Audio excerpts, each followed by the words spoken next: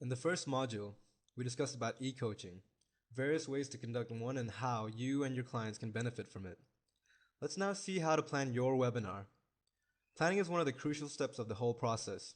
It will help you conduct your presentation efficiently and effectively without missing out on any important points.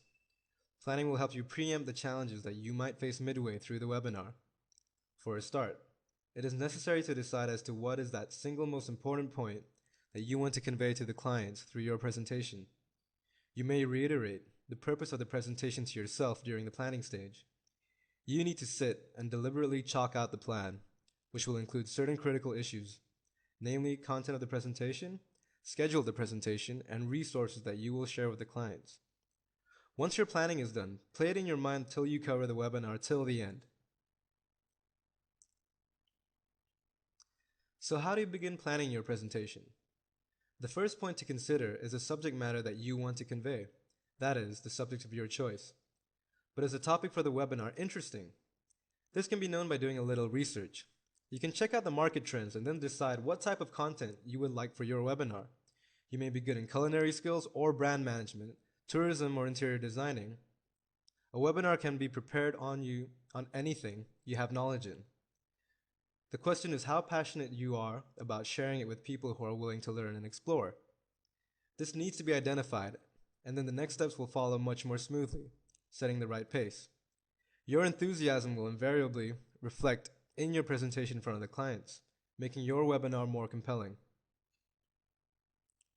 The content of the presentation needs to be with a purpose in mind. Your purpose will determine the way the presentation flows.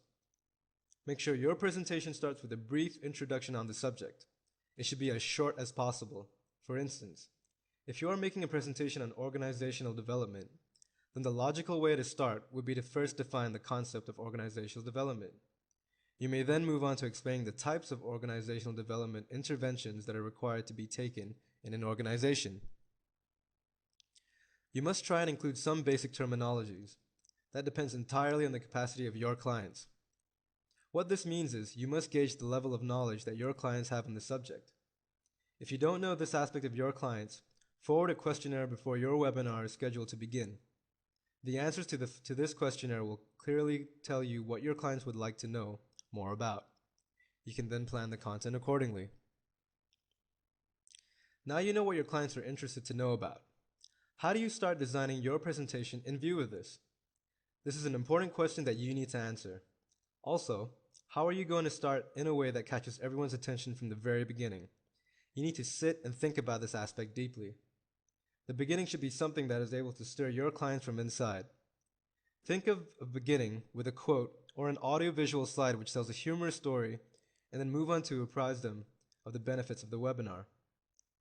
Think of this as a great experience for the participants. You can start off with the basics only if your clients are completely unaware of the subject. Ask yourself, do I understand what is important to them? This would require an understanding of the background of your clients. The answer to the questionnaire should help you out here. This will give you a fair idea of the level of awareness of your clients. There may be instances where your clients are experienced professionals and aware of the basic concept. In that case, do not dwell too much on the basics. Simply include them in your introduction of the subject. If you start discussing something which they already know, then you will not only waste their time on all the unimportant and relevant points, but also end up losing your credibility. It is very important to relate the concepts mentioned in the introduction. Imagine yourself sitting and listening to the webinar when you review the content. How does it sound to you? Think like your client. Is it comprehensive enough? If not, what is it that you can improve or modify to make better? Adding instances which your client can relate to can be one point to consider. Simply filling your presentation with information is not enough. You must elaborate on each point by giving relevant examples to make them easy to understand. Examples prove to be really impactful when they are relatable. Think of a scenario where the points are not in sequence. How will this impact the audience? Won't they get confused? Well, yes, sure they will.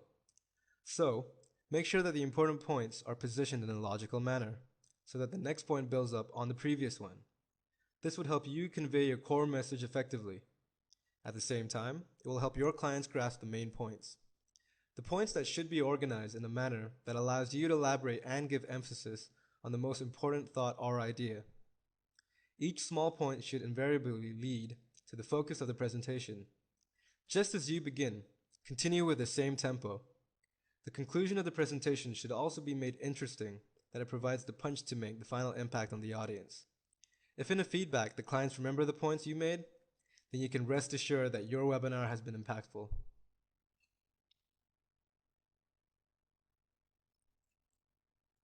Wouldn't it be good if we can rewind ourselves, modify our words, and play with ourselves again? Well, since this is not going to happen, you might as well consider doing things right the first time. If your preparation hasn't been thorough, then this should not be a problem. Time is something which is not in our control. So let's now see how we can plan the webinar according to the available time. It is not the time that will adjust to your presentation, but it is the presentation that needs to be planned. Make sure you schedule it in such a manner that you are able to cover all the relevant points in the given time. Now that you have decided what points you are going to cover, the next step is to assign time in minutes to each point. Just try to think which point should come first and which one should follow. You can rate the points from the most important point to the least important and assign them accordingly. Some points may warrant examples while others may not. You can keep examples ready for a lot of subtopics which are covered in your presentation. This will come in very handy when you are falling short of time. For instance, if someone does not understand a concept when you explained it, and you know that time is running out, then a simple example will help you in making your client understand quickly. So you think only actors require rehearsals? Well, think again. Rehearsal or practice, in other words, should be done only because you don't want to fall short of your own potential and the audience's expectations. It is a good idea to rehearse once or twice after the content of your presentation is ready. This should be done with a watch kept close by so that you can keep track of the time and change things where you think you are taking more time than required. At the same time, the presentation should not be completed before the scheduled time. If this happens, then it will give your clients the idea that there is no value addition being done to your presentation. The clients may actually end up losing interest in it altogether.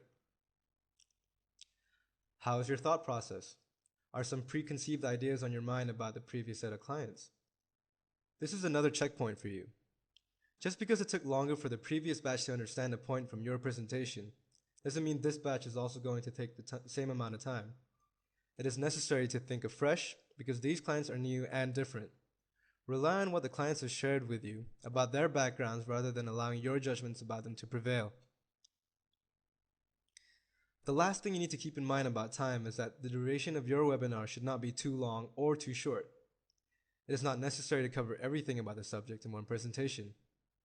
Imagine yourself being subjected to a presentation which has been rushed, and there is nothing that you would have been able to absorb. You are definitely not likely to come back to a presentation like that. Instead, you can divide it into 2 webinars if need be. This is because the attention span of a person is limited, and if the person goes on for too long, then your clients are likely to lose interest. You should be able to strike a balance between the content being shared and the time taken to share it. At the very beginning of the webinar, it is important to make each person feel that their presence is important to you. If you start the presentation with this thought in mind, then making the session interactive will be an easy job. If you're simply going to rattle on the topics one by one, then it will not register in the minds of your clients. By the end of it, they will not have learned what they had in mind. Instead, they will be frustrated. Whereas if you encourage their participation, they will feel valued and will want to contribute more. In the first 15 minutes, you will be able to recognize as to what has kept the interest of your clients till now. Use an appropriate strategy in accordance to keep their interest. You can include small, easy exercises to emphasize on points included in your presentation, or have the clients answer a questionnaire. You can ask them questions so that they start thinking on the subject deeply. If you think that the group is capable of answering difficult questions, you can ask such questions. Do not ignore anyone's questions or inputs. Appreciate the person who gives a good input or asks a good question. This will definitely help them know that their input matters. Let's consider a situation where your presentation is likely to overshoot the specified time. You can end by saying that the next topic will be covered in the next session. This is a more dignified way of ending the presentation rather than spoiling it by trying to stuff everything in the presentation just because the clients asked too many questions or because you lost track of time. Won't you feel good if you were asked about your views on the session you attended? Sure you will. So don't wait. Use the software to take a feedback of the clients and the extent to which they have benefited from it. The last 5 minutes may also be kept for a quick review of the topics discussed in the session. Their answers will indicate whether you have done any value addition or just about repeating things that the clients already knew. The resources you choose for your webinar depends on whether you are starting off or already established in this business. In case you don't have a website of your own, you can explore your options on a number of online conference websites. This will automatically have you registered on the website and make the invitation to your potential clients. However, in case you have a website, getting webinar software would be a good idea. Let's see how these options work. In case you decided to register with a website offering scheduling and planning services for the webinar, the clients will use the registration forms to apply for your webinar. This will be followed by automated reminders to the clients as the date of the webinar approaches. If you are completely new to it, then you can have a mock setup practice before actually registering to the website. Once this is done, go ahead and practice your presentation using the website before you deliver it for your clients. If you do not feel confident with the virtual setup immediately, you can request someone from your family or friends to act like a client and have the webinar presented to him or her. You can then ask them to give you genuine feedback on whether you are going too slow or too fast, whether you are audible, and so on. If you have a trial like this, it will be easy to identify if there are any technical glitches that need to be checked before your webinar starts. There is a facility which can be utilized to know your audience in terms of who applied first and who applied later. This will be an indicator towards their interest level. As you proceed, you will learn the way the control panel is used to interact with your clients. Similarly, each client will have the freedom to use their mic and speakers to respond to what you are presenting. Your clients will also be able to ask questions and raise their hands if they want to ask a question or share their thoughts on the point being discussed. These websites allow you to have online feedback sessions. Software is also a great option to organize and manage your webinar. The advantage here is that everything is in your control. Now let's further explore the option which the software has in order to keep your clients engaged in the topic. As mentioned earlier, the feedback taken will reveal the success of your webinar as well as the points of improvement. Once your webinar is over, you sure will be interested in knowing how the client's responses look like. Based on the responses of the clients, reports can be generated. These reports will help you to have a clear picture on the way the webinar went. Further on, you can send follow-up mails to them to know the schedule and various other details related to the next session. You can also schedule the time and date for the automatic follow-up mails to be sent to the clients. These websites will not only help you organize your webinar by lending you the resources, but also equipped to reach out to as many people as you wish to include in your webinar. Online delivery also helps you cut down costs. A limited period may be offered by the website for using these resources, and further, you can buy a plan based on your requirement.